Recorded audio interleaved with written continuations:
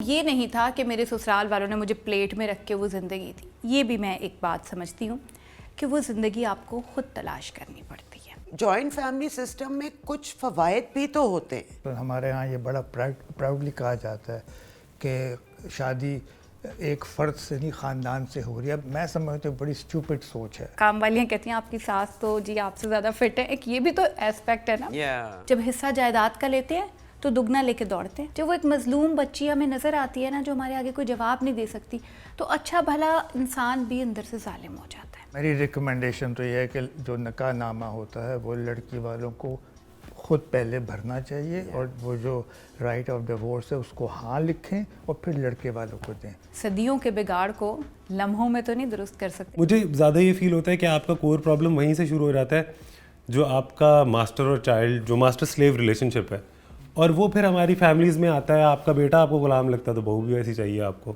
मतलब इस घर में मेरी माँ क्वीन थी, उस घर में मेरी सास क्वीन थी, तो ना मैं इधर कुछ कर सकी आज़ाद आना, ना उत्थे मैं कर सका। वो निकाह नामे पे लिखा हुआ क्या होता है? हमारे लिए क्या लिखा होता है? कुछ भी नहीं।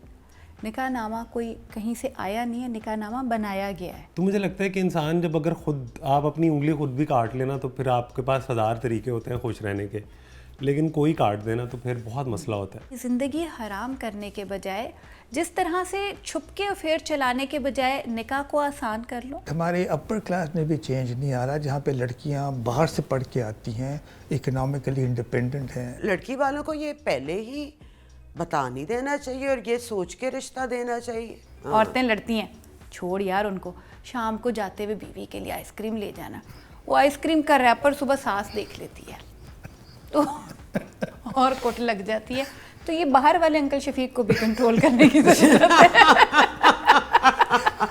जो उल्टी बातें बताते हैं।